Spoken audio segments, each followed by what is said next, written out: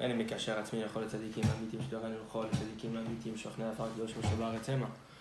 מבחן רבנו הקדוש, צדיק יסוד עולם נחמן, נובע מכוח חוכמה, רבנו נחמן ולפי גמן שמחה. נחמן, אנחנו מאומן זוכותו תגן עלינו ועל כל ישראל אמן.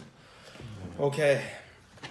Torah Nun Daled part 1 for real this time. Yeah. You know?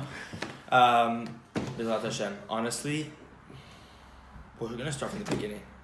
We didn't even get through the first line last time. Oh, Hashem. But it's good. That's the point. Sichat Alev is very important. So, Torah Nun Daled, give me a sec. No. Yeah. Okay. This Torah, very special Torah. Rabbeinu gave this Torah on Shabbat Chanukah in Breslev, 55-65. This was 6 years before Rabbeinu passed away. So we're going to speak here. Rabbeinu is going to mention in this Torah a very special subject surrounding the entire concept of zikaron, memory. Memory being the foundation of how we can serve Hashem in this world. But aside from that, if you don't have memory, you're finished.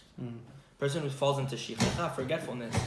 Now, when I say shichecha, forgetfulness, when Rabbeinu says shichecha in this context of this lesson, it's a very negative trait. A lot of the time, Rabbeinu says shichecha can be used to your advantage. Forgetting something. Why? Because you forget your past. If you remember too much of your past, unfortunately, a person can fall very low and it can destroy him and, discourage him from serving Hashem. So Rabbeinu says sometimes forgetting something is actually beneficial because it allows you to serve Hashem without having the fear of every single thing you remembered, you wouldn't be able to move. Because if you remember that each and every, like Rabbeinu brings in Tzich Torah, if you remember each and every angel has 1,000 eyes, and each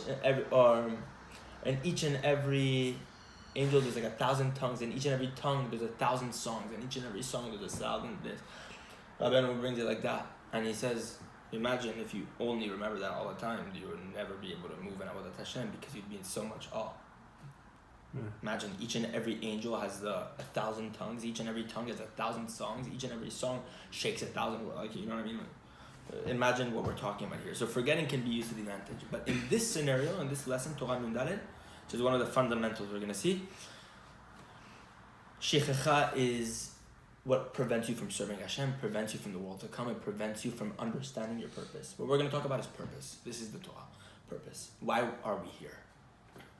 And how do we act like understanding in that purpose? How do we act on the direction, how do we act in the direction of attaining our purpose? If we know what the tachlit is, what our final goal is, what our purpose is, which we know is the world to come, how do we act and get there? And what allows us to serve Hashem to bring us to the world to come? That's what we're going to talk about. So, fundamental lesson. This lesson can, if we properly do this, we can destroy it. Yeah. Because Rabbeinu says, all you need is one Torah to become a tzaddik gamor. Just one. Just one. He says, you don't need the entire book. He says, just go, the way they used to do the Seder, the Chassidim of Rabbeinu, they used to take a lesson for 2 to 3 months at a time, delve deeply into it, go to the Likut Halachot, Likut Etzot, go deeply into the Likut Moran, Parpara, Lechochma, all the commentaries. Used to do all their Avodat Hashem, Likut Tefillot, obviously, used to do all their Avodat Hashem surrounding the application and the advice in the lesson for 2 to 3 months. Meaning their hitbodedut, their conversations, everything they went to in work was with the kavanah of what they were talking about in the lesson. So 2 to 3 months, they were engaged in the lesson that they were studying.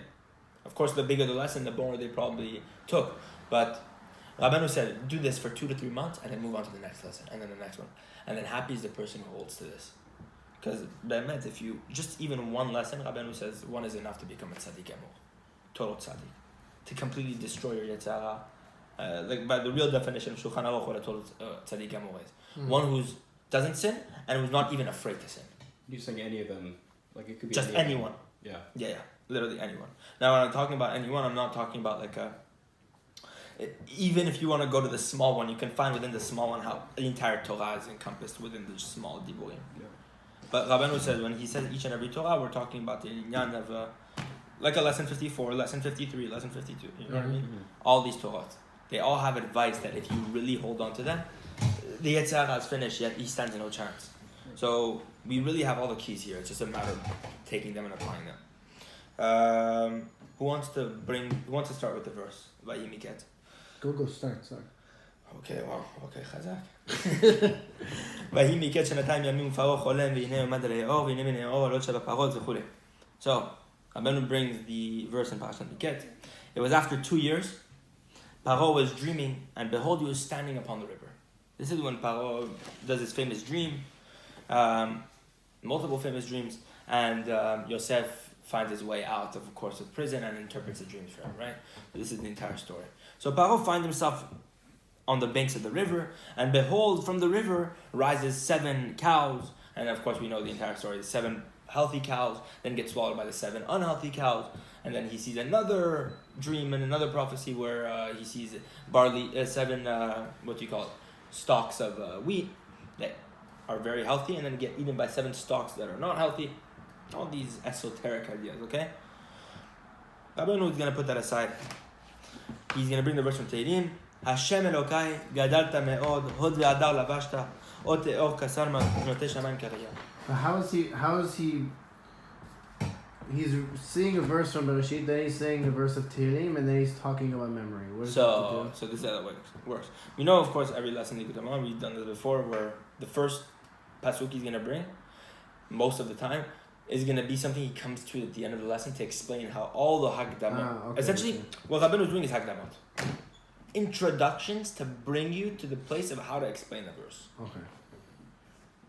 Within each and every... So the Tehillim and the verse of Bereshit are connected somehow? We're going to see? Yeah, of course. Okay. By the way, Rabbeinu is going to set aside the verse from Bereshit, from Sefer Bereshit, Parashat Miketz. He's going to explain the verse from Tehillim right now, though. Okay. So now when we're going to explain right now, this is directly correlated to what we're going to talk about in section 1. Hashem Elokai, meaning this verse from Tehillim is going to be exactly the subject of Zikaron, memory. Hashem Elokai, Hashem my God, Gadalta me'od, you are very great. Hod ve'adar lavashta, you wore splendor, or you clothed yourself in splendor and, Hadar and, let's say, majesty, glory. Ote or kasarma, you wrapped yourself in light. Notei shamayim kariyah, and you stretched out the heavens like a curtain, okay? David HaMelech's verse in Tehillim, chapter 1 and 4. You want to read? I'm good. You good?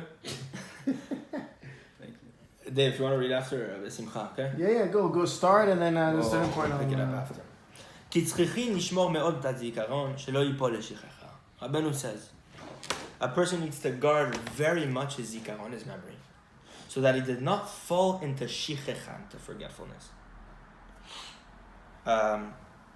By the way, that's going to be the conversation of Hashem and Elokai, okay? That's going to be the relationship.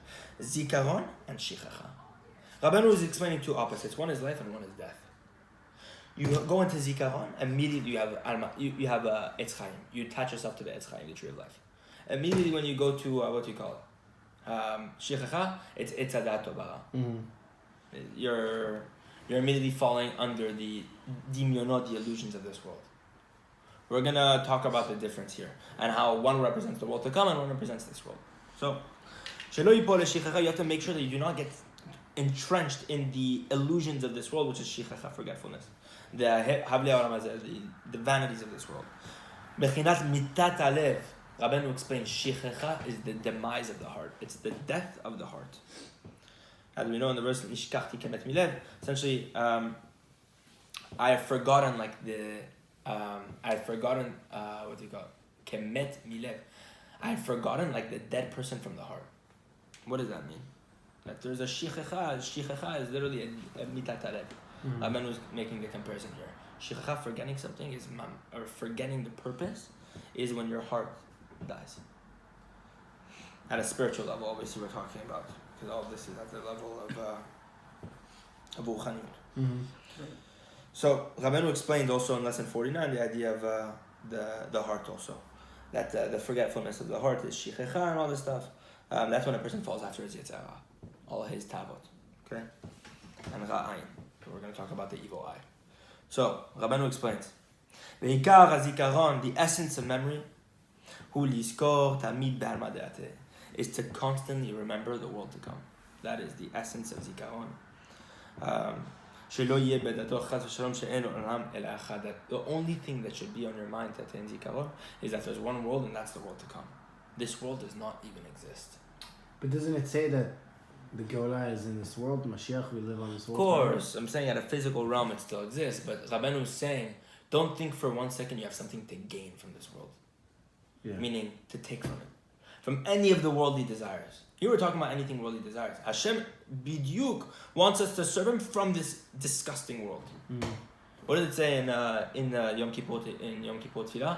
Migushe afar mikrutze chomer avita teila. Migushe afar, from the mounds of dust. Mikrutze chomer, from the heaps of clay. Avita teila, Hashem, you desired tefillah. Hashem wants us to serve him from the dirt. Literally from the garbage can. That's where he wants us to serve him. That's actually the beauty of where are we serving him? From the testing of the Yetzer Hara, from the Nisyonot, all the, you know what I mean? All the refining processes of this world. When it gets tough, that's exactly why Hashem is asking us to serve him. That's literally it. So, Rabbeinu, he's saying, okay, yes, there's a world, a physical world, but the second you think you have something to gain from this world, that's whenever the heart dies. And this is all, by the way, connected in Sipur HaMasiot, how Rabbeinu explains this in the 7 beggars. The heart, which is the spring, the Maya. Very, very deep stuff. How the heart and the mind are always trying to be attached to each other. But there's the spring and the heart. There's a heart of the world that's always yearning for the spring. And the second it loses sight of the spring, it dies. So the spring is at the top of the mountain. It's the world to come.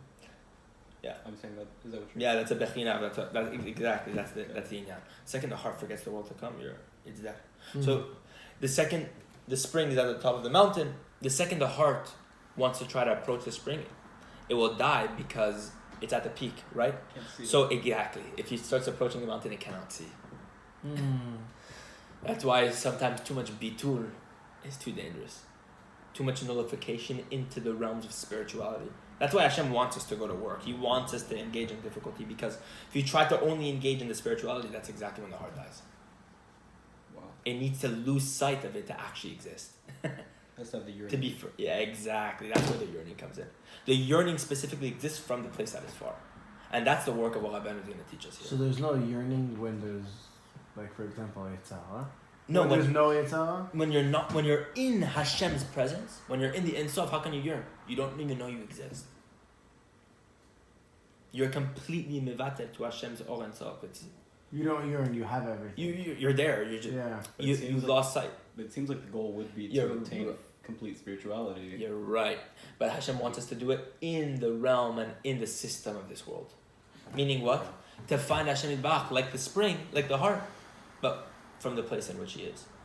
Meaning you, with your kelim, Gil, with your vessel, the way you look, the way you're shaped, the way you know what I mean, your job, whatever it is, your family, to serve Hashem Yitbarach in that place. Right. That's what Rabbeinu is really going fine point into what we're talking about here. He's not asking us to become Moshe Rabbeinu. He's asking us to become who we are meant to be. And how do you do that? Using your kelim, your vessels, the things Hashem Yitbarach has given you, to serve Hashem with what He's given you. Not more, not less. Because everything Hashem Yitbarach has given you is exactly what you need to become the tzaddik you need to be. Even tzaddik gamur. Tzaddik gamur, we should yearn to do that. But we have all the kelim. The difficult part is we think we need more. This book enough, this Likutei Moharan, if you were to lose yourself on an island in this book enough could be enough to make you the biggest tzaddik the world has ever seen. This book, just this book. Because the Mashiach is going to be holding this book. That's for sure. Rabbi Yisrael said, the Mashiach is going to be holding Likutei Moharan. Saba said, the Mashiach is going to be asking people, why don't you read Likutei Tefillot? Because all the keys are here. It's just a matter of, okay, are we going to take them? Don't think for 1 second you need more. Oh, I need to be a tzaddik. I need to be in Yerushalayim to be tzaddik. Oh, I need to have this mikveh to be tzaddik. No, that's not the way it works. I need to do tikkun shovavim with all the fasting. No, we don't do that anymore. It's not a thing. We serve Hashem Yitbarach specifically through tefillah, through the etzot that Rabbeinu is giving us. Because mamash, we can become a tzaddik, break all our tavot, break all our desires, run away from the vanities of this world specifically through prayer. Or through zikaron, like the way Rabbeinu is going to teach us right now. Because right now he's saying... He's saying in the concept of zikaron to not forget where you came from or where you're going. Where are you going? Yeah, that's the question. If you're constantly asking yourself that question, then you're in the right place, because You won't. But can't fall. it also make you lose the cheshek to do certain things? Explain. Meaning, if it's in terms of doing mitzvot and Torah and everything like that, okay, I'm doing it because I'm going to the Olam Haba. I can't forget that. But if you're using it in the concept of go, for example, I don't know, doing something in the worldly matters, going to a nice restaurant, what's the point? I'm going to the World Cup. Why am I going to go do that? You can take away from those things. Right. That's why. If the goal is to serve Hashem, like you're saying, from the dust, if I'm always remembering I'm coming from the World Cup, I'm never gonna stay in the dust. I'm always gonna leave the dust. No, it's that you're in the physical world, but you're choosing not to. See the inyan, you're abstaining from the things that you don't need.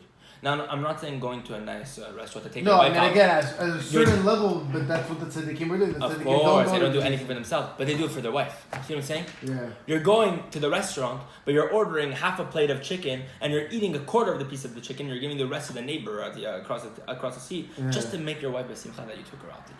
Mm-hmm. See the inyan here, meaning, why am I doing it? Rabbi Natan, you know that story? He was in Why the do you hotel? think Hashem He brings did the soup, right? Why do you think Hashem brings the aspect of the wife and the wife usually wanting the physical things and things like that? Why? Because that's her nature. The I wife know. is rooted in Malchut. Malchut is close to the ground. Malchut is called in Zohar. Malchut is called Eretz, earth.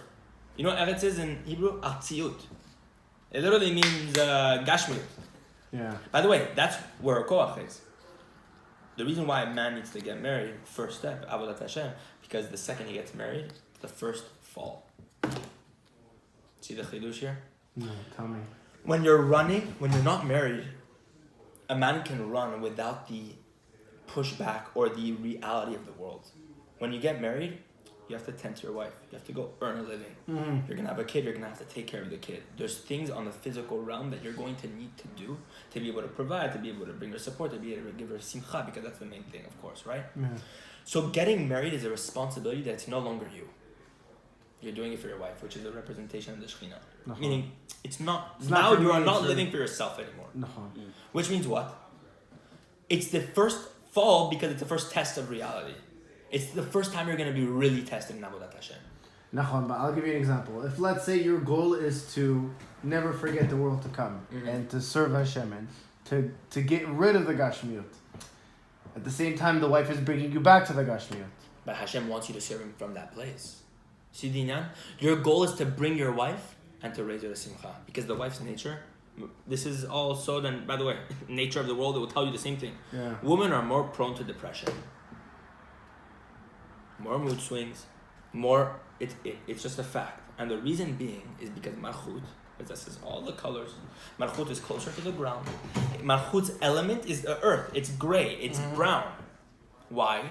Because that's how Hashem created Chava. So how do they have such a strong Damnida. That's the curse. How do they have such a strong connection with the Shekhinah then? Because they are the representation of the Shekhinah. Though Hashem interacts with you through your wife.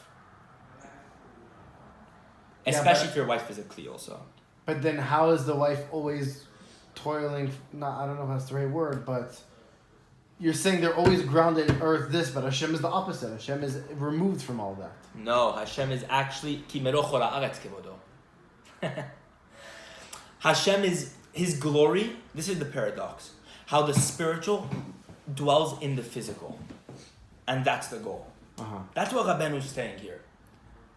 It's that within the tests of shichecha constantly, you know what I mean? I see a nice I see a nice suit. I'm gonna really want the suit. But is it for me or is it for Shabbat Kodesh? Is it for my kavod because I want people to compliment you, or is it for Shabbat? When you start asking yourself the question, you get to the tachlit. What am I doing with every single thing? Meaning, why? Rabbeinu says, you want to know to do something? Very simple. Ask yourself, is it for my kavod or for Hashem's kavod? Before you do anything. From the next sip of water, to signing a paper, to going to work for this long, to do anything. But if you go to work now with a kavanah saying, Hashem Yibach, I'm going to work because you have put me in this position to provide for my wife, so that I can make your best simcha, which is to know what you want. And then, when I'm done with work, that's it. Mincha, Avid, Limud Torah. I'm doing it for you. When you go with that kavanah, You brought Hashem Yitbarach within the Masa Matan, which is the entire point of why He created the world. Yeah. Because Hashem's glory needs to fill the entire space of the earth. But if you don't bring Him there, there's a very big problem. But you can also get yourself lost in there if you try and say like, I'm doing this for Hashem, I'm doing this for Hashem. In the end, you're saying you can get tested and stuff and fall and whatever? Yeah, or like for example, like you said, am I buying this suit because I want kavod or do I want it for Shabbat? Maybe the first time you convince yourself it's for Shabbat, and then the next time maybe it's a little less, and then a little less. You're right. You can get lost. Now, Rabbeinu is not saying you're perfect. But it's when I don't know how to say it in English, but when you're like when you're engaged in those things, it's easier for you to fall. It's like saying, of course. I'll give you an example. It's like I say I want to create social media accounts for Rabbi Nachman. What's going to happen? I'm going to manage it, but I'm also going to be on social media all day. Of course. So, should I even do it? The problem is you have the obligation to engage in that. Because that's the way the world works. Now, I'm not saying the social media thing. Each and every person, by the way, each and every person is placed in a specific place with the specific test that he has, because that's exactly where he needs to be. The guy in Mea Shearim doesn't have a tava to open up a social media. He has a tava to open up maybe a breath center in Mea Shearim. It's a very different fashion. Yeah. But Hashem's put you in this place where you are right now with that test because that's what you can handle. The guy over there cannot handle it. He doesn't have those kelim to handle that. Yeah. He doesn't have the vessel, the capability to contain what you are able to contain through that. So we should feel confidence that we could take on these types of tests that involve the current world that we're in. Yeah. Just so that we can, I guess. It says, it doesn't say all the test or however. You're saying, meaning what? When you shouldn't distance yourself from these types of tests. You should be confident that you could take them on, live in this world to come and bring the spirituality there, right? It means like. You're saying you shouldn't. Yes, you're right. Nullified to such a degree. Exactly. You're not nullified to such a degree. Exactly. Meaning it doesn't mean you're just only studying. You're only engaging in Avodat Hashem. Because who are we to do that? You know what I mean? Especially because there's other people that might be born in that scenario that can engage in that. Us, it's not really shayach. Doesn't it say but I was going to say, you can't test yourself purposefully in Avera. That's what I was going to say. Because it's not an Avera to go to work. It's not an Avera to go buy a suit. It's not an Avera to do those things. Right. Saying to go to a club to hand out a tikkun akali, that's a little bit more complicated. Yeah. Yeah, but if you think about it, somebody might have the mentality of, how can I get Hashem to come out of a place like this? You're right. I know there's a bunch of Jewish kids here. You're right. By the way, it might be somebody's obligation to go. The person that's tested by that, that's who needs to. That's who needs to refine that place. Yeah. For us, we're not even asking ourselves the question, so it's not even a place. I know someone who I go to Umanasi every year, who makes himself the job to go to every single festival, from Coachella to whatever it is, all the festivals in Belgium and this and that. He goes, he sets up a tent, he brings Sifrei Rabbeinu, Tikkun HaKlalis, and he wraps tefillin on Jews every single time. And the guy's married with kids, peyot. That's going into the klipa and striking the klipa in the heart, twisting the dagger until the klipa dies. But he has to be honest with himself that he's not going to enjoy it. Exactly. Right? That's what Rabbeinu is so. That's why Rabbeinu's key is Hitbodedut. Why is Hitbodedut Zikaron? Because for an hour or however long you decide to do it, you are there present, remembering why I'm here. Yeah. You are talking to Hashem about why I'm here. An hour of Hitbodedut is an hour of Zikaron. But what does a person do if, when they're doing that, they're not receiving a clear answer? A lot of the time it doesn't. You don't receive a clear answer. Yeah, but sometimes you're telling yourself, I don't know if I'm doing the right thing or the wrong thing by, let's say, going to Coachella. I don't know. I don't have a clear answer. Maybe I feel like I should, but what if how can you really differentiate between the Hashem giving you an answer and the Yitzhahara giving you an answer? The truth is, everything has doubt. Everything. But if you feel deep down, and I'm talking about Emet Lamito, that you're doing it L'Shem Shamayim. L'Shem Shamayim. Because not everybody can do that. That's not something I can do. I know that one person, he's a 1 in a million who can do that because he has orot like you can't even imagine. His kid is running through the streets of Uman And he lets him go like this because he knows in 30 minutes he's gonna find him behind the tziyun, exactly sitting there waiting for him. And how you don't even know. He just has that emunah. He's dancing and clapping on the tziyun. Tikkun Naklali takes him 35 minutes to recite one perek of Tehillim. You're looking at the guy. The guy's a meshugane. You're jumping up and down looking at him. Yeah. For him, that's his thing. But each and every person engages in that at a But it very could be personal something. level. It could be something practical. Of course, going to work. Your maaser. Somebody gives it out of like haughtiness. They do it from a place of they have to give maaser regardless. But you have to do it regardless. But their intention is different. So what do you do? So what you have to do? You have to be honest. Hashem Yitbarach, I know when I'm giving the maaser that I'm not as honest as I should be. Help me be honest. Help me be sincere. Rabbeinu is not telling you that you are a perfect human being. That if you mess up and you do something for your own kavod, that you're, you know what I mean? Because we do that all the time. Yeah. We always do things for ourselves. We're so, you know what I mean? But at least be conscious when you're doing it for yourself and where you're doing it for yourself. Yeah.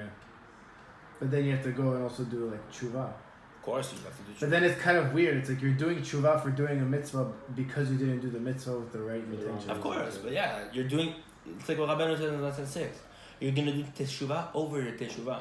Wait 1 second, what? Yeah. You're going to do teshuvah on a teshuvah? Wait, you said sorry, now you're going to do teshuvah for your sorry. Because it wasn't as genuine. Exactly, because now that you got it to a new level, it's been 3 years since I said sorry over this thing. Hashem Yitbarach, I've grown so much in those 3 years. By the way, it could be 2 weeks. Yeah. Because you picked up a new zohar, you went to mikveh more than you went to. You did more mikvehs, you did more tefillin, you did more talit. So you have a new hasagah Hashem Yitbarach. You woke up chatzot within those 2 weeks. Yeah.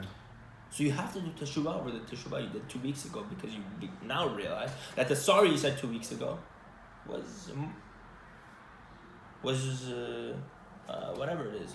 It was like a Madriga shfala. It was a really low madriga in comparison to where you stand. A really low level. That's being sincere. By the way, Rabbeinu's Torah surrounds around one idea. 2. Emet ve'emunah. But so even for me, I'm Being thinking an that it's so hard. How could you change your mentality of you doing something? By the way, it's on a...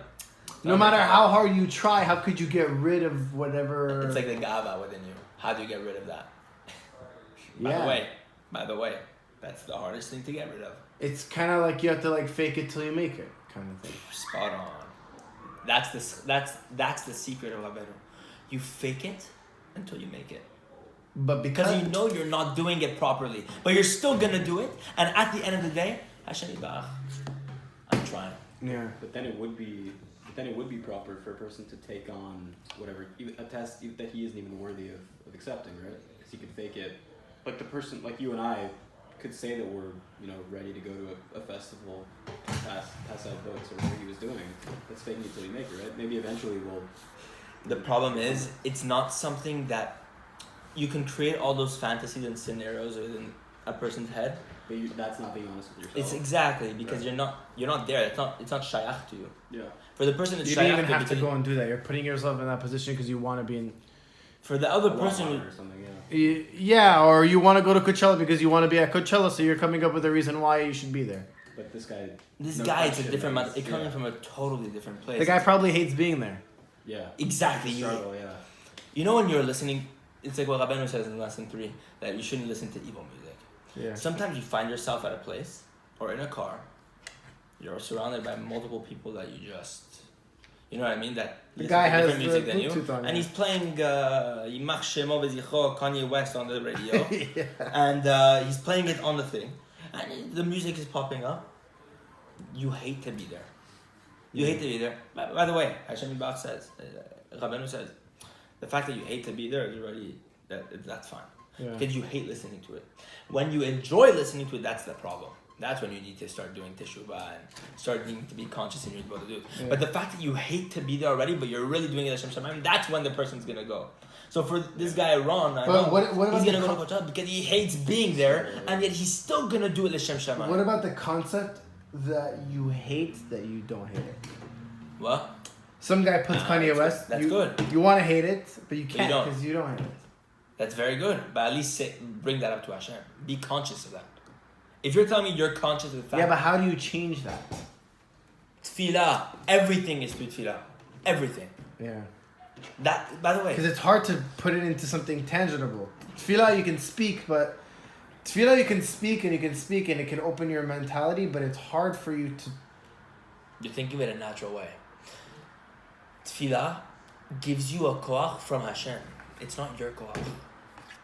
When you open up your mouth and you say, Hashem Yitbarach, help me, you're not relying on yourself anymore. By the way, to beat gava is impossible. Yeah. Unless you do what? Look up to Hashem and say, Hashem Yitbarach, get rid of my gava till I have nothing left.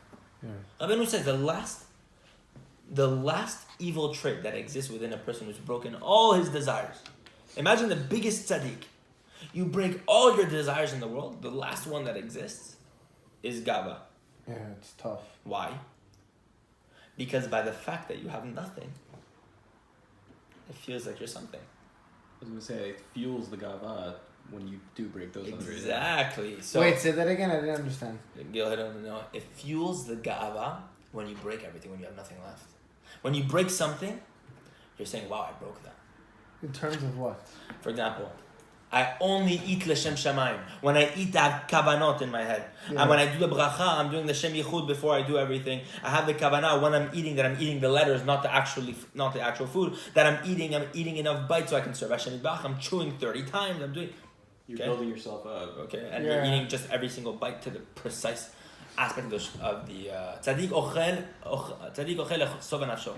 Tzaddik eats to satisfy his soul. Yeah. Okay, when you break that, the desire for eating, you begin to think to yourself, Wow, look at me. Look what I I did. have no tava for eating. And then you go to the next one. We're talking about the great tzaddikim. Imagine when they broke sexual desire, or when they broke the tava for money. When Rabbeinu broke the tava for money. It's like, You're saying now you have gava. By the fact that you have nothing left. So Rabbeinu says, when you have nothing left, when you're in bitul, You have gava. the klum, the nothingness that you have left, is something. Because you still have gava by the fact that you have nothing. Yeah. So Rabbeinu said, what do you have to do? Beg Hashem Yitbarach to get rid of the klum. So that you don't even know you have nothing left.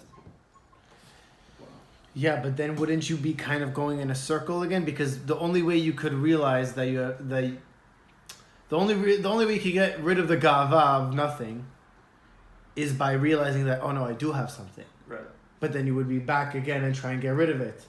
No, that it's not that you do have something. You have no tavot left. I'm not eating anymore. So how could you get rid of a gava with no solution? If let's say you have a gava for money, you get rid of the gava for money. No. You get rid of the tava for money. Sorry, you're right. You get rid of the tava for money. Mm-hmm. Now you have the gava, a little bit of gava. There's no tava. That exactly. So now how do you get rid of that? You pray to Hashem to get rid of the gava. That's what I'm saying. That's what we're talking about. But you have to focus on something. What do you focus? Why? Because when you have the tava of, let's say, money, your focus is to get to a place where I don't care about that anymore. Now, when you're at a place where you don't care about that anymore, now you care that you don't care. You have realize. Yes. So what do you do from that point? You say Hashem Yitbarach. Hashem Yitbarach. I know, but what's the result? Meaning, What do you mean what's the result? If I pray to Hashem, get rid of my tava, what's the result? I get rid of it. Okay. Hashem, help me get rid of my gava. Gava is just another tava. It's a tava for me. Yes, exactly. So you're saying Hashem Yitbarach, help me get rid of me. So But then you would have the gava that you got rid of yourself. No. And. That's what we're talking about. That's the final tachlit. The final tachlit is that you pray to Hashem Yitbarach, that you have nothing left, and you don't feel that you have nothing left. Meaning that what? That you have no more gava. Everything you do is Hashem Shamayim. That's why now we can begin. But even Moshe Rabbeinu, somebody who was really by the way, he got rid of everything. And the and the klum. But even let's say if you were to say he got to that level, he was still put into situations where he had to admit that he had a certain malag of something. You have to admit that I am the leader of the Jewish people. Yes, but he doesn't have gava from that because he broke himself. It's not him. I'll give you a midrash to explain it. You want to hear the midrash? Yeah.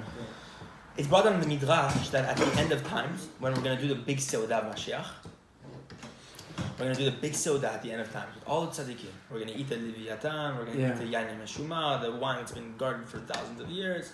Okay? Everything. Everyone's going to be at the table. It's going to be the nicest table. Everyone's going to eat everything. And then, when the meal is done, Hashem's going to call Zimun. Who's going to do the Zimun? So the Midrash says, Hashem's going to bring the cost to Avraham Avinu. Avraham says, though, Hashem cannot do it. Why? Because I had a son Ishmael, he wasn't Kadosh. I married Hagar. I don't feel worthy of doing Kiddush. Hashem brings it to Yitzchak. Yitzchak says, I had Esav. Or Yitzchak says, I had, Esav. I don't feel worthy. Yaakov, I married 2 sisters. It's not allowed according to the Torah. It's gonna go through all the tzaddikim. Until what? Someone's gonna call from the end of the table. Small guy. Peculiar. Looks a little different. Bring me the kos. Bring me the kos. I'm gonna do zimun. Who is it? David HaMelech. Oh, why? Why David HaMelech? Because the answer is like this. Ki li na'eh ve'ya'eh. Because for me it's fitting and it's pleasant. Lama. Because every other tzaddik, when they served Hashem Yitbarach, they served Hashem through their koach. Everything they did, they attained through their hard effort, their yegiyot, their tiachot. Everything they did was they put their body on the line until they got to the truth. David HaMelech is different. David HaMelech was the first to say, Hashem, I don't have any koach. I'm relying on you. That's Tehillim. David HaMelech was the first to serve Hashem Yitbarach, saying, Hashem, I don't have the koach. It's your koach who's going to give me to break my tavot. Nobody until him did that? It's a different madrega of Avodat Hashem. It's a different level of Avodat Hashem. It's saying that everything I do is you, Hashem Yitbarach. You see what I'm saying? There's a nuance in it. I can go serve Hashem Yitbarach and say, Hashem Yitbarach, with my free will, I broke my tavot. Yeah. But David HaMelech is saying, Hashem Yitbarach, I don't even have the koach to do that. Okay. Hashem, I'm relying on you to give me to change my free will.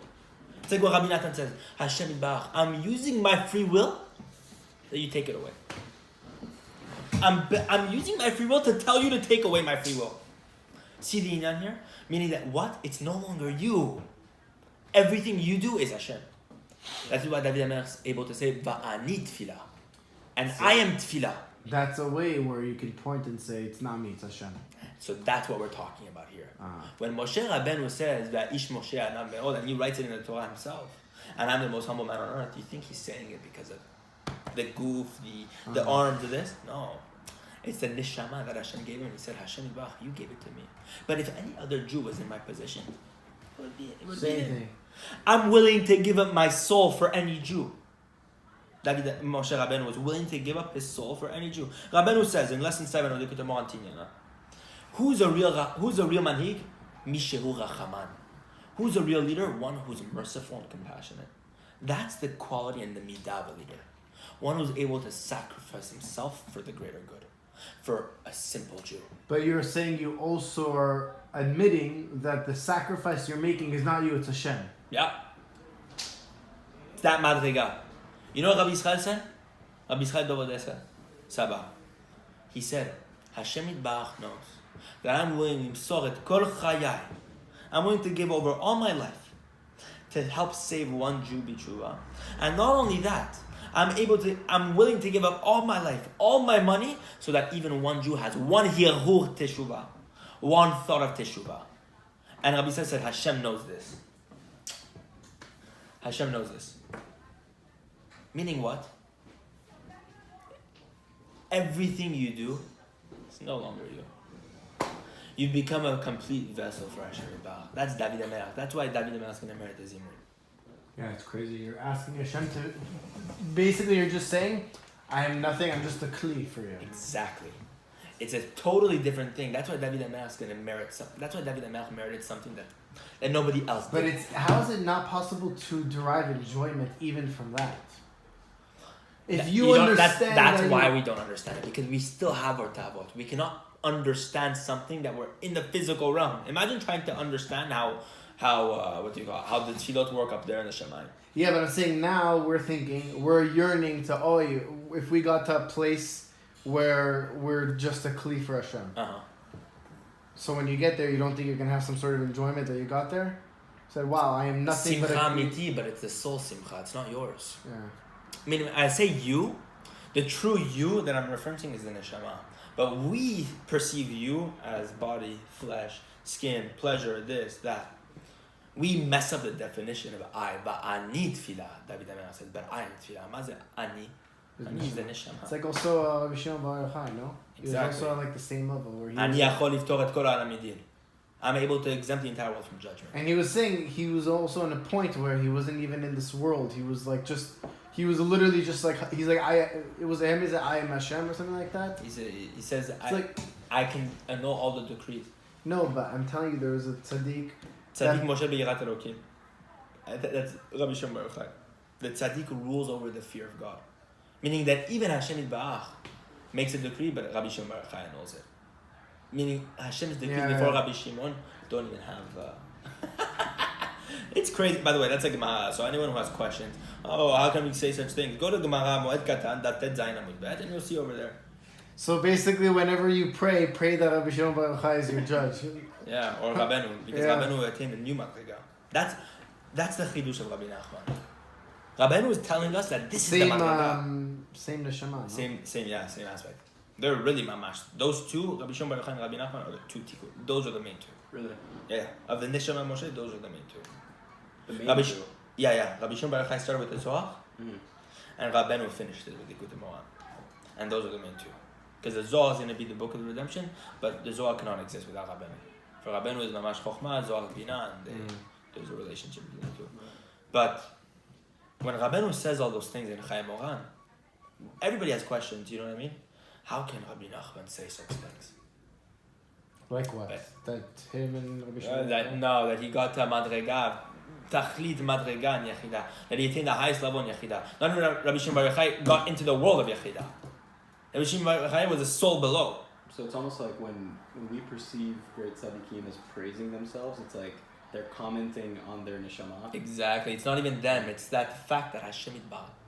He's focusing too much on the word. When he says ani, he's not talking it's about... It's not him. He's not saying it in him. Yeah. He's saying what does Rabbeinu say? You're already going deeper into the language that they're using. Exactly. Rabbeinu is saying, Kamoni mamash. Everyone can become literally Kamoni. Like me. Mm-hmm. Why? Because he's saying, I had the merit that Hashem Yitbarach granted it to me through my effort and hard work and this and that. But he's relying on Hashem.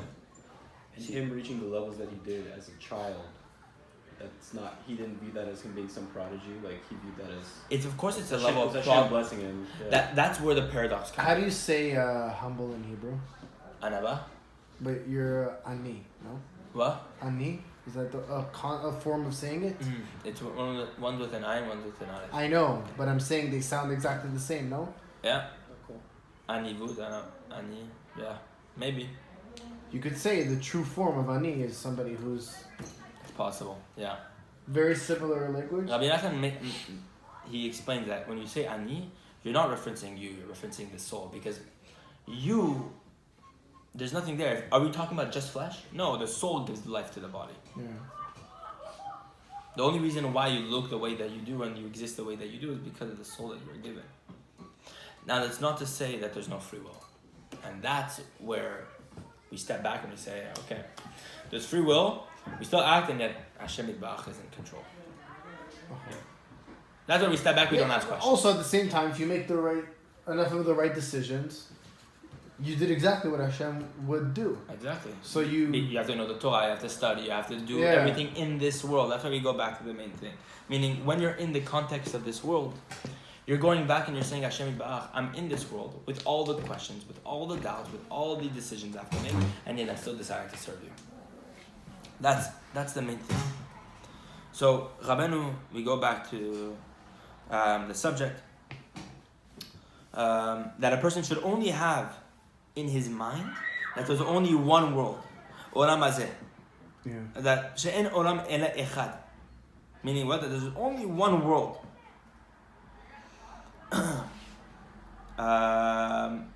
Sorry. So yeah, what is Rabbeinu saying? That you shouldn't think in your mind, God forbid, that you think that this is the only world that exists, the physical world. Really, the only true world that exists is the world to come. So don't be mistaken, Rabbeinu says. Don't be mistaken in thinking that this is the only world here. Don't think that for 1 second. So now when Rabbeinu says when you forget the world to come, that's whenever your heart dies. And therefore, by binding your thought to the world to come, you put yourself in the world to come.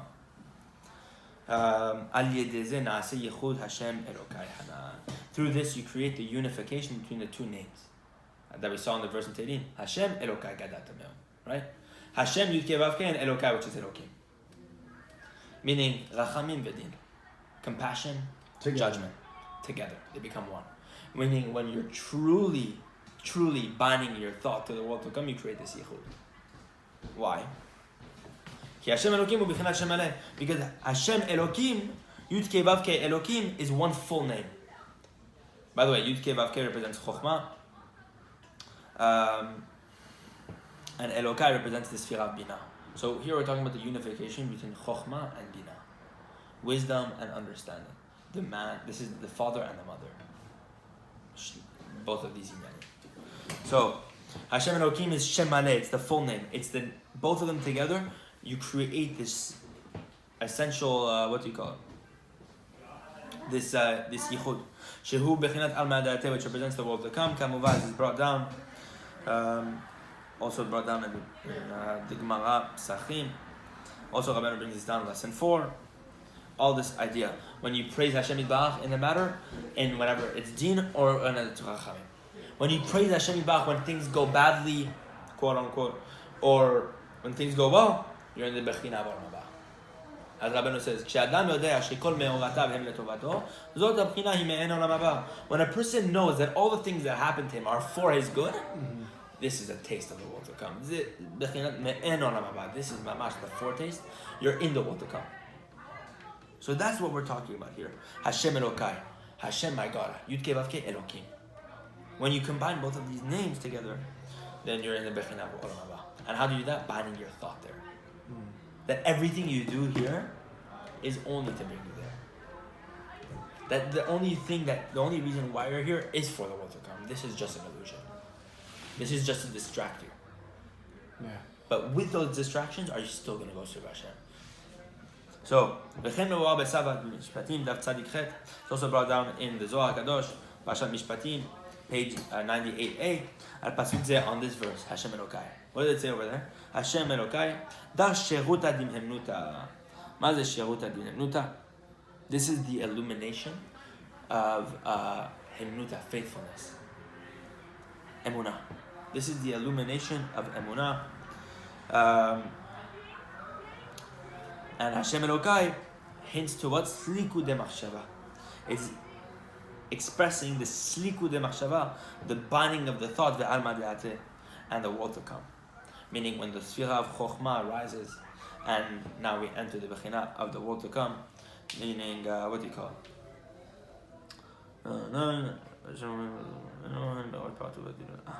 Okay. It's speaking about the upper world, by the way. This is all talking about the world of Atzilut and how Emunah is the beginning of the world of Atzilut. So, isn't at the same time the thing you're trying to get rid of, right? Mm-hmm. At the same time, it's also what's bringing you to continue to grow. Absolutely. Meaning, if you were not proud of yourself for, let's say, keeping one Shabbat, you would never start keeping Shabbat. You have to have that simcha. But that simcha is not, it's not a gava, that simcha. That's so I have a question. Is gava with. something that you portray for others? Or can it also be within yourself, gava, and nobody else? Meaning, if I keep a Shabbat and nobody knows about it and I'm proud of myself. Of course you can. Is it gava? So, or is it gava when I'm, let's say, speaking or doing it in a way for people to look at me? What is the gava? The gava is whenever it's for you or for Hashem. When you use that pride so that you can serve Hashem Yitbarach more. So it has nothing to do with others. When you're, when we're talking about him. I'm thinking of gava as an example. Is you're speaking to people and you're talking like, oh, I'm this, I'm that. Yeah, that's a gava. That's an obvious gava. Yeah, but what I'm saying is you're saying there's also a gava within yourself. But yeah, but that's a good gava. That's gava. That's not actually a tava. That's not a bad thing. That's not a midara'a, that gava. Rabbeinu says sometimes a Jew needs to have gava. In which scenario? The last Torah, the last entire Torah of Likutei Moharan. And he lifted up his heart in serving Hashem. Why? Because to serve Hashem you need to lift up your heart. Meaning what? Nekudat Tovot. Rabbeinu's most famous Torah is finding the Nekudat Tovah within you. Yeah. So a person will ask, that's not gava? No, not at all, actually. It's doing it for the kavod of Hashem. Because now you're going to have more koach to serve Hashem. Hashem Yitbarach. I'm finding the Nekudat Tovah within me because I believe I can serve you. And you want my tefillah. But it can also lead to a place where you believe that you're deserving of something. Whether it's a certain place in Olam Haba or a reward or something. So that's, when you believe that, that's what you need to break. But that pride in itself of having the Nekudat Tovah is not wrong in its place. It's yeah, not but wrong. let's say, for example, keeping Shabbat. Somebody gets, whatever you want to call it, happiness in his heart for it. But at the same time, there's an aspect of him that is also happy because he is earning a share in the world to come. That's a different thing. It's still not a gava. That's just that's not being Hashem Shamayim. Meaning, to the highest degree. It's still Hashem Shamayim because you still believe in the world to come. But it's still not believe the in highest degree. The highest saying degree is doing it's the- not bad. It's not the best, but it's not bad. No, it's good. I'm saying it's very good. It's not that madriga. Yeah. What madriga are we talking about? Well, Rabbeinu says in lesson 5 that the tzaddikim serve Hashem Yitbarach to do the mitzvah for another mitzvah. Yeah. But not for Olam Haba at all. They reject the reward of the world to come. That's a different madriga. Yeah. That's completely That's crazy. destroying. They By the way, that's a level we should yearn for. To get to a place where you Serving Hashem don't Yitbarach? care about your reward for the world to Yeah, come. you reject it. And they That's what actually reject it, or is that just the idea for us to be inspired? Well, No, I'm Rabbeinu sure they says ultimately get it. mitba'es. They reject. They're disgusted by it. Like they pass on and they They pass don't get on everything they deserve. You know the story of the Baal Shem Tov? Baal Shem Tov was once traveling to Eretz Yisrael. Wanted to go to visit the Or HaChaim. Yeah. Had they done it, they would have brought the Mashiach. It's a famous story. The Baal Shem Tov was traveling through Istanbul, and he arrived there Erev Pesach. So his his daughter Adele went down to the banks of the port. Essentially, she went down to the port to go wash all the clothes, and they went to go prepare for the Chag. Him and his attendant. And as Adele was there, 2 Jews approached her and said, "Do you know where the Baal Shem Tov is?" She said, "Yeah, I'm his daughter." They said, "We've been following you guys for a long time because we're childless. We want a bracha." So they were very wealthy, and they told the daughter, "We would love to host you for, you know what I mean? For Pesach. For Pesach, for Leila Seder." By the way, they didn't tell the daughter that they were coming for a bracha from Baal Shem Tov. They just said, "Oh, no way, come to my house, this, that." Baal Shem Tov had no place to stay at that point. Okay? So the Baal Shem Tov gets invited that night with his attendant and his daughter to this couple's Leila Seder, beautiful Leila Seder, very wealthy people, this, that. In the middle of the Seder, the Baal Shem Tov looks at the guy and he says, "I know why you're here. And I know that you want a bracha to have a child this year. So I give you bracha that this year you should have a son." And as the Baal Shem Tov is giving this bracha, second he finishes the bracha, he turns pale, white. Baal Shem Tov. Yeah, completely pale. Everybody's looking at the table, they find something very weird, and he does Aliyah Neshama, he goes up. He dies? No, his soul, sometimes tzaddikim, while they're, they'll go into a trance and they'll go Oh, okay. different madriga, okay? Baal Shem Tov's soul went up, essentially. Went up to the upper worlds, and he's presented before the Satan. The Satan looks at him and he says, "You've just been, confiscated. Your world to come has just been confiscated. Because you gave a bracha against the decree of Hashem. This couple should not have been earning a child. And I made sure of it, because that's the way it was working according to Mishpat, according to judgment, according to justice. They should not have earned a child, and you went against that. So I have the opportunity now, and I take away your world to come." But didn't the Baal Shem Tov know that he shouldn't be giving the bracha? Yeah. So what did the Baal Shem Tov respond? Baruch Hashem. Now I can serve Hashem Yitbarach without any reward for the world to come. The Yetzer Hara looks at him. He says, "Take it back. I don't Checkmate. Want it. Take it back. I don't Checkmate. want it. Take it back." That's how you got it back. That's crazy. What's higher than the world to come? It's a madriga where it's not even the reward of the world to come. It's just the world to come. You're in the world to come in this world. You know why? Because when you're giving the bracha for the child, you're willing to get rid of your own self for this person. For this person's simcha. It has nothing to do with you. You're ready to get rid of your world to come just to bring this person a child into the world. If you think about it, that's exactly why Hashem created the universe. He removed himself from everything he is, and he created the tum'ah and everything and this and that for us to earn a reward. It's exactly what he does. Yeah. Wow, well said. Well said. So now we understand, that's a little taste of true anava. True anava. Yeah, that's crazy. And Baal Shem Tov, by the way, a couple hours before he's passing away, he was saying, "V'al tevo eni regel gava." Do not come to me the foot of pride. Meaning what? They're always praying on Yeah. gava. They're always praying to get rid of it. Now we have a picture into Rabbenu's world.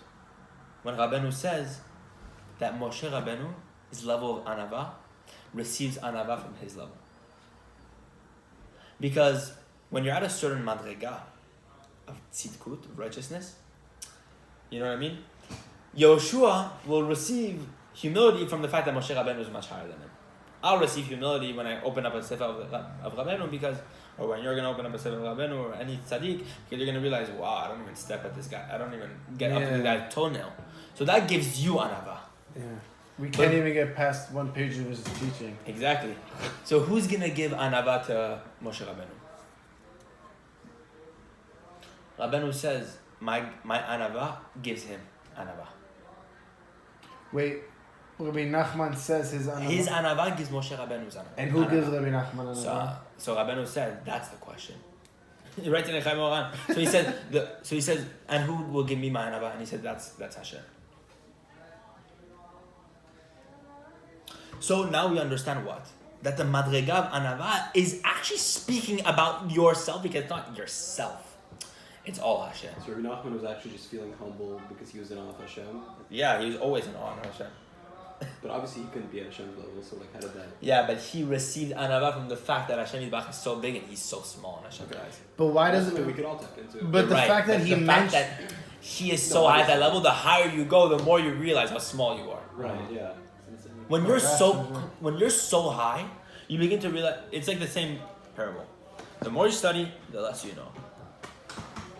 The more you pick up a Torah of Rabbeinu, the more you realize how little you know because there's so much to it. Yeah. Yeah. I don't know. You know when I first got the Likutei, I started like reading it, and I was like I was reading it out loud so that I could try and understand. I was reading the English and it talks about the beginning talks about chen and this and that and Adam Merchava, so I'm reading it, and I didn't realize that I'm like in the living room and I'm just talking out loud.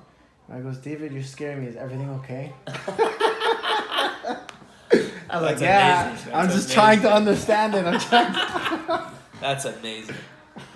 That's the way it should be. That's awesome. Yeah. Baruch Hashem. When you don't even realize you're there, it's like, She literally was like, David, you're scaring me. Is Wow. everything okay? Who are you talking to? wow. That's what we should study. But I was like, whoa, like I have to try and get somebody to, it's so deep. And sometimes because like you're saying, because you don't know, you're also questioning how deep it goes. Am I understanding the full depth? Is there more that I'm not realizing? So what's the real kavanah of Rabbeinu? What does he really want?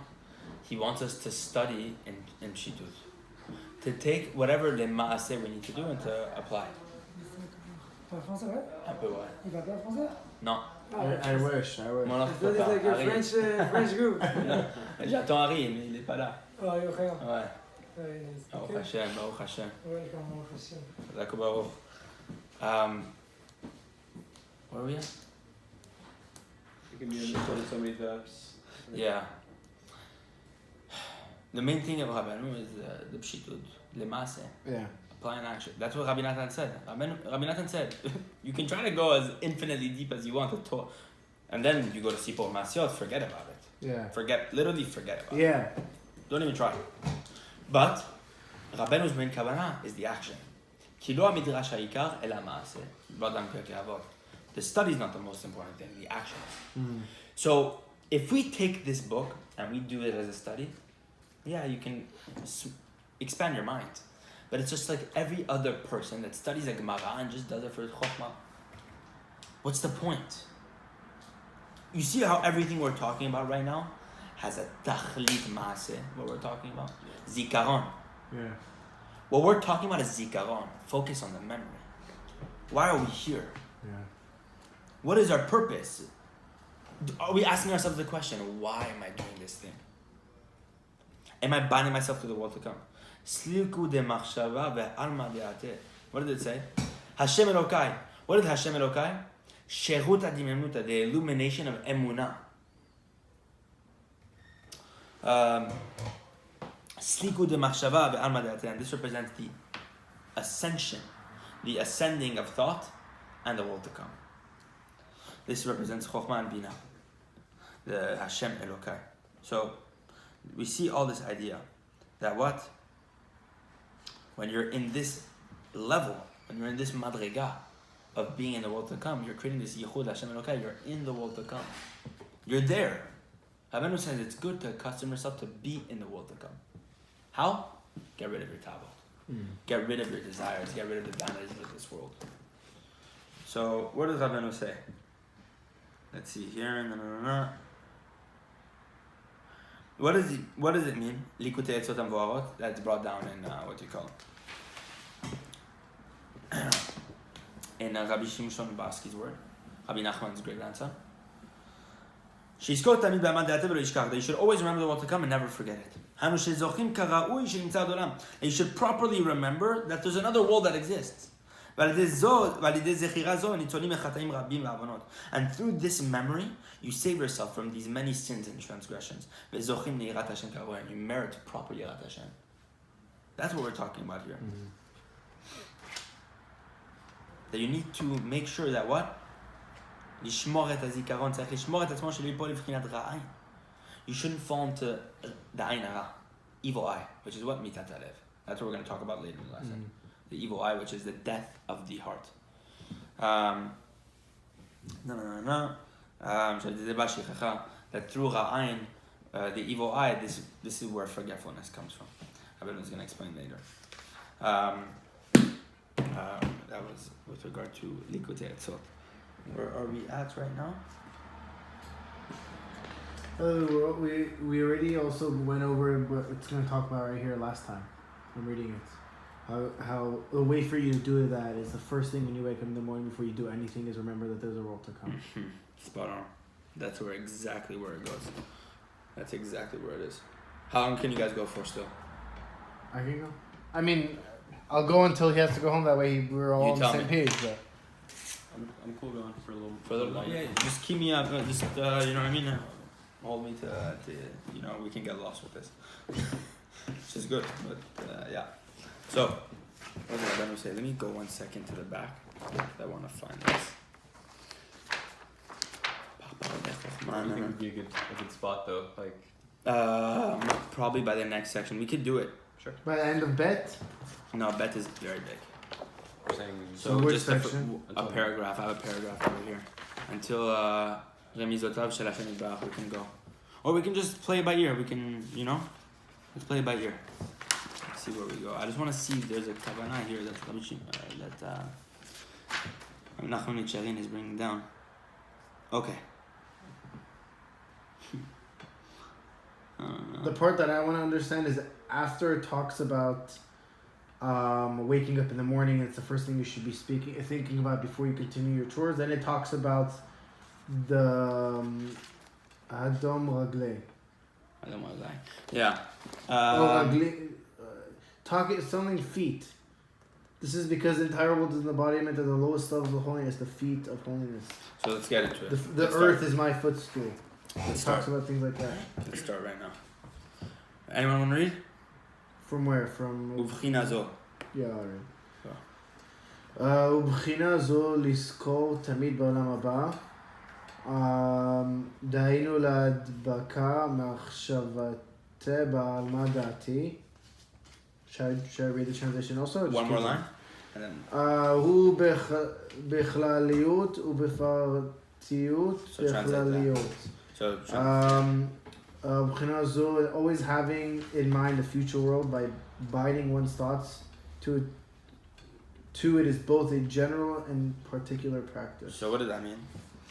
This aspect, which is to remember the world to come, binding your thought to the world to come, you need to do bichlaliut or bifratiyut, at a general level and a precise, specific, individual level. Okay, that's what we're talking about here. Now Rabbeinu is going to explain how you do it. So we need to bind our thought to the world to come, so we don't fall into shichacha, so we don't fall into the desires of this world, the avadim of this world, the vanities of this world. Okay, great. How? You have to do it bichlaliut or bifratiyut. In general, at a general level, and at a specific level. So, now, you have to remember at a general level that there's what do you call it? That there's a world to come, that you can create this yichud Hashem Elokai, and then at the specific level within yourself, machshava, dibur, maaseh, thought, speech, and action. Yeah. So, bichlaliut. Okay, continue. So, כך ראוי להיות מנהג ירא השם.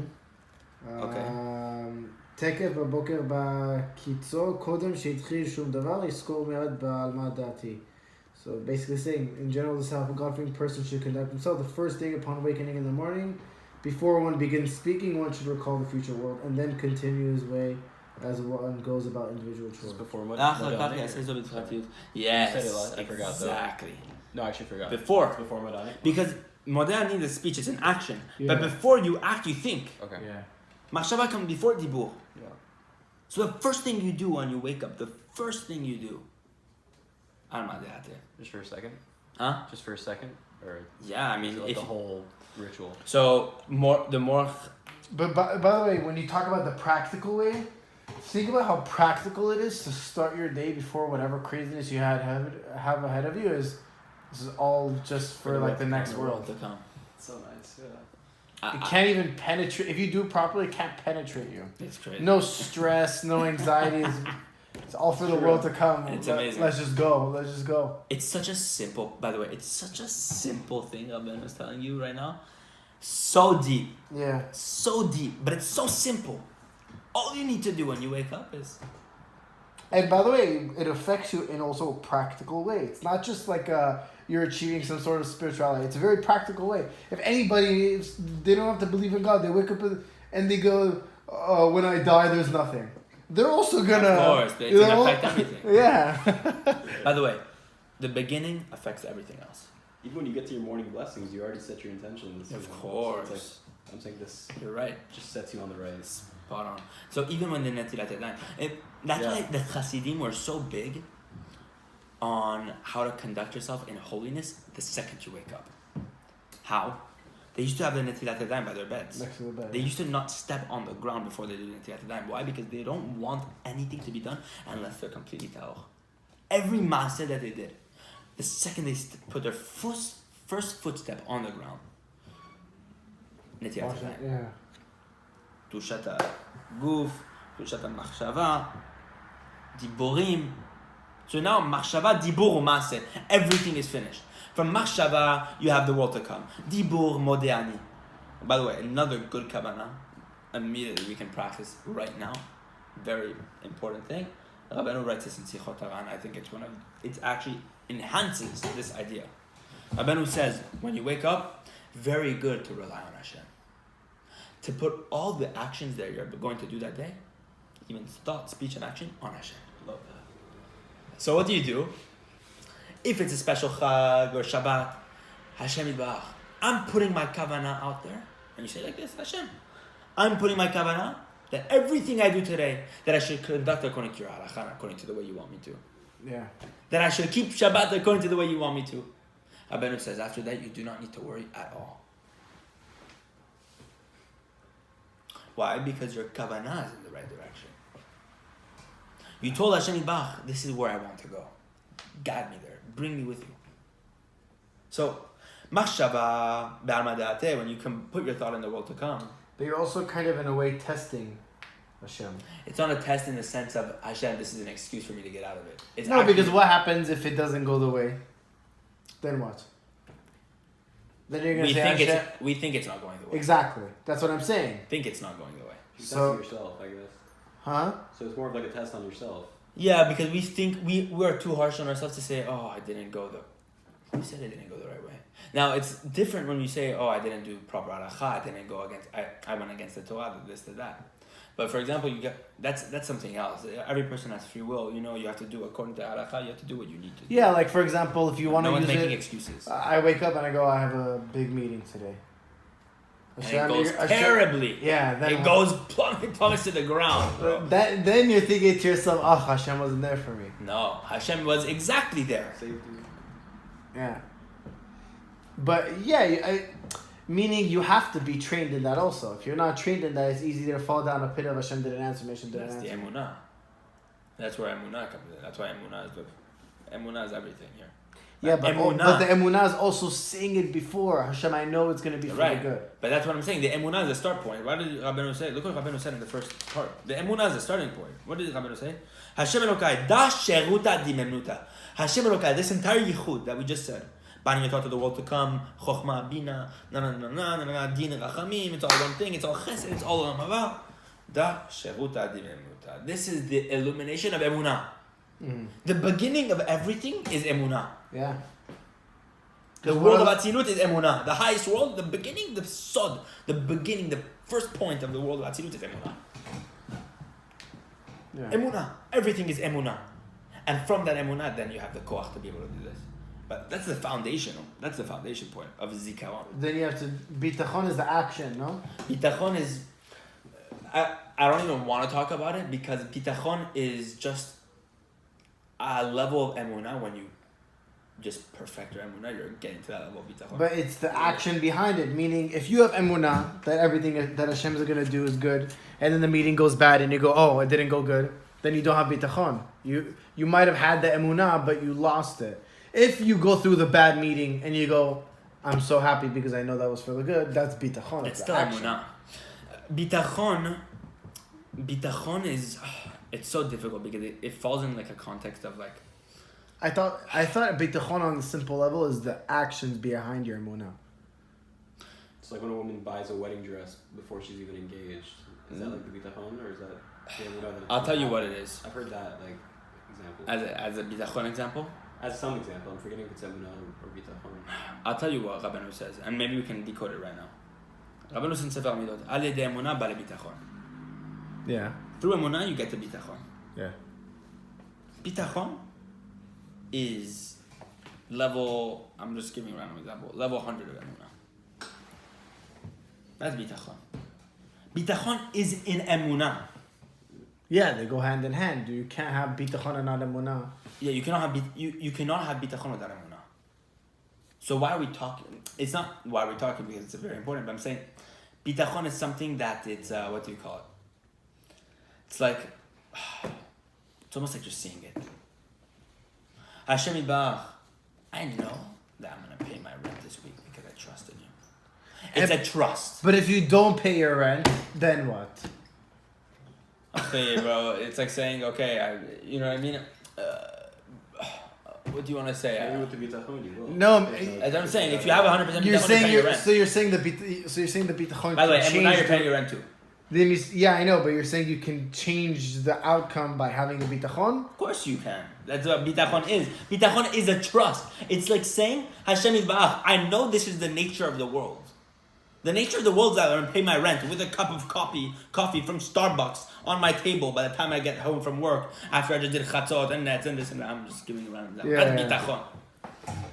But It's like okay. Zusha. You know Rab Zusha? Yeah. This is bitachon. Rab Zusha every single day used to go to his window, look out the window, and say, Hashem, Zusha's hungry. Hashem, Zusha's hungry. So he used to look outside the window, and people used to come, and the heck, every single day at the same hour in the morning, Hashem, Zusha's hungry. The guy is, what's going on here? Everybody's, like, Yeah. tripping out. What's he saying? So, Zusha's attendant one day said, I've had enough. He always says it, And he always knows I bring him the plate of food 10 minutes after. So what's he faking? That morning, Rab Zusha is walking. Before the entire thing, before the hour in which he goes to his bedroom and he looks out the window and he says, Hashem, Zusha is hungry. That morning, Rab Zusha is walking. Rab Zusha used to dress, by the way, in a way where he looked like the biggest hobo you can imagine. Ripped clothing, he had complete bitul. He was on. Imagine what we're talking about to be completely mesirut nefesh. He was Hasidic? Huh? He was Yeah, Hasidic, not the brother of the Noam Elimelech. Rab Zusha, Rabbeinu spoke very highly of Rab Zusha and the Noam Elimelech. Two brothers. They're two main students in the Maggid HaMezrich. Two of the biggest students in the Maggid So HaMezrich. 2 generations after the Baal Shem Tov. Exactly. A student of a student. Got it. Exactly. So one generation before. like a main Nachman? student of main student. Yeah. And Rabbi Nachman was a generation after them. Exactly. Right. Okay. So Rabbi Nachman grew up with the stories and seeing Rab Zusha and Rabbi Noam Elimelech. Okay. So that morning they wake up. The guy is, you know what I mean? He's completely mevatel. He's walking like this, like no one, head to the ground, this, that. Rab Zusha stepped in a puddle or something, fell, and some guy looked and started laughing. He started making a joke. He said, "Oh, this guy looks like a moron. This guy fell in a puddle, like miskin." But like, he started laughing his heart out, you know. When he goes back to shul, he tells a story. This guy, and he says, everybody looks at him and says, "You know who that is? Rab Zusha." The guy felt so ashamed. He said, "I can't believe I just did that." So he was asking everyone, "What do I do? How do I make it up to him? This, that." I said, "Maybe you bring him some food, a soda, this or that." So he said, "Okay." Goes to the store, buys all these cakes, this, that, entire soda to make it up to the Rab Zusha. Starts asking around this Rab Zusha, where's Rab Zusha? This, okay, this house is at the end of the town. Here it is. Guy goes with a bag. Imagine he buys out liters. He brings the entire thing and goes to Rab Zusha's house. Comes before the house and who did he see? Rab Zusha through his window saying, "Zusha's hungry, Hashem. Hashem, Zusha's hungry." The guy walks into the house, looks at the attendant and says, "I brought this for him." The attendant knew at that point because he didn't want to bring the food to test him. He said, "It's not me who brings him the food, it's Hashem." Yeah. So that's bitachon. Because Rab Zusha knows he's getting his It was food. gonna happen, yeah. He knows he's getting his food. It's like a da'at of emunah. But it's almost like you're, I don't want to use the wrong word, but it's like you're almost like delusional. Yes, it's a delusion. You're completely in space. You're in space. But it's a level where you know it. It's a, you know what bitachon means? It's a guarantee. Yeah. It's a guarantee.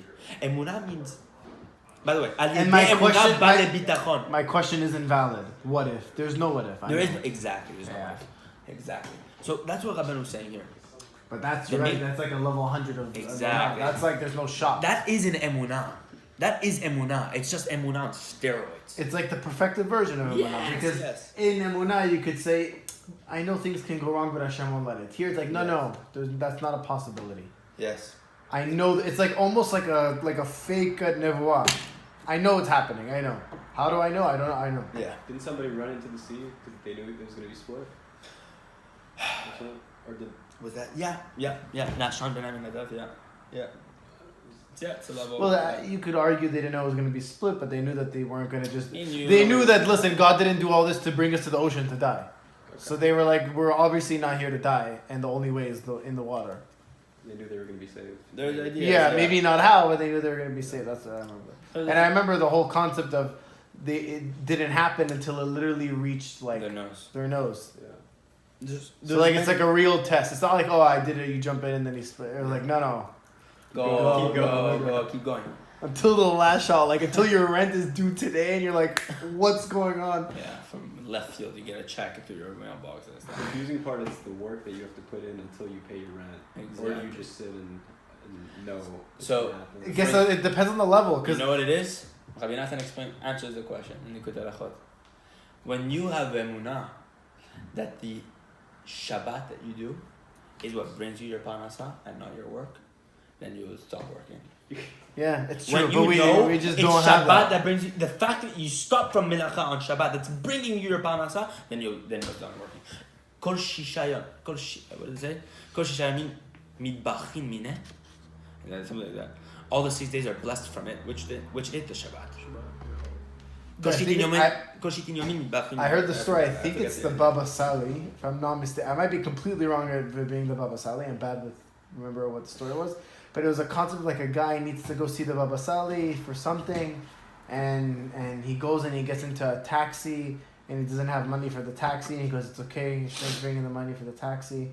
And there's a guy with him, he's like, what are you, out of your mind? What do you mean? This taxi's going to be like 800 shekel. What do you mean Hashem's going to bring you the money for the taxi?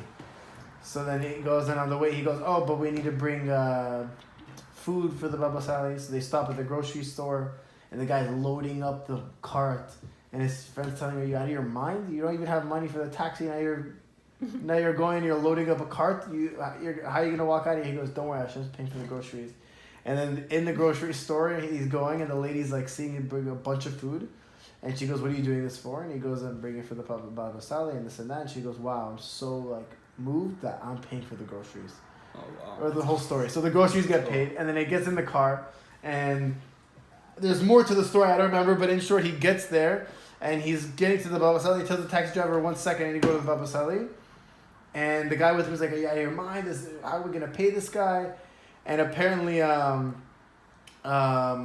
he's like, there's a huge crowd on the Baba Sali, and the Baba Sali moves everybody out of the way, and the guy comes to the Baba Sali, and the Baba Sali goes to him, and he goes, here, quick, go get this to the taxi driver.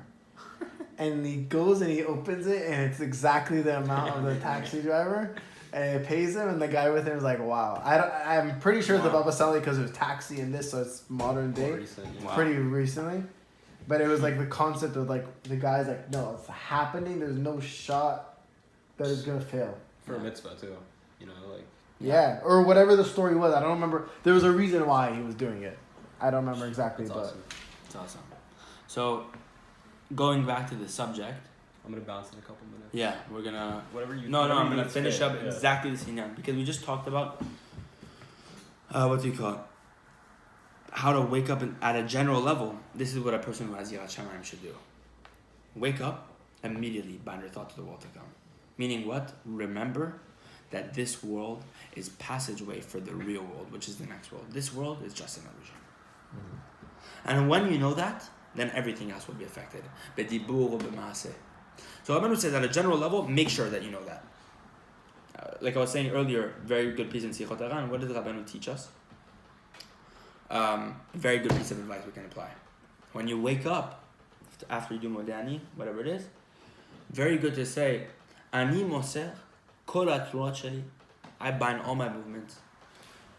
I attach all my movements. If a person has children, v'shel banai, of my children, v'shel kol hatluyim bi, all those who are dependent on me, ala Hashem yitbarach, upon Hashem. That's what Rabbeinu used to do when he used to wake up. Rabbeinu himself says, I bind all my, and you can do this in English. Yeah. Hashem yitbarach, I bind all my movements, my thoughts, my speech, my action to you. Everything I should do, all of those who are dependent on me, all those souls I created, may they all be in your hands. Crazy. Rabbeinu said, for his brother, he said, if I had a young child, a very small child, young boy, I wouldn't be afraid to send him to Yibodedut in the middle of the night at Chatzot to go to the forest to do Yibodedut. I wouldn't be afraid. Because with this Inyan specifically, Yibodedut, he's protected. It's in Hashem's hand? Yeah, it's in Hashem. For Yibodedut specifically. When you do Yibodedut, you are mamash protected for that hour, or however long. Wow. It's a very special Inyan, Rabbeinu says. He says, I would not be afraid to send my youngest child in the middle of the forest to go do Yibodedut. It's a crazy dibur to say that. Rabbeinu says, Yibodedut for an hour. That hour, Hashem Yitbarach throws everything aside. He throws everything, casts everything aside, and he says, this man I'm listening to. That's what he does. So Rabbeinu says, how is it that we allow Hashem Yitbarach to bring decrees down into the world? If we knew our power, how are we not allowing the decrees to happen? If we were doing it Bodedut all day, there would be no decrees. No decrees. How do we allow Hashem Yitbarach to create gzerot in the world? If we do it bodedut, Hashem throws everything aside. He says, I'm paying attention. Everything he's signing, he throws it away. For bodedut. So, that's what we're talking about on the inyan of... And we're getting into the concept apparently that, what does he say? Now we're going to speak about the lower levels and of holiness, the feet of Kedusha, the earth, my footstool, all these... Yeah, it says the earth is my footstool, and it talks about how the lowest levels of holiness, like the feet, like the bottom. Mitlabesh, and it's all very deep.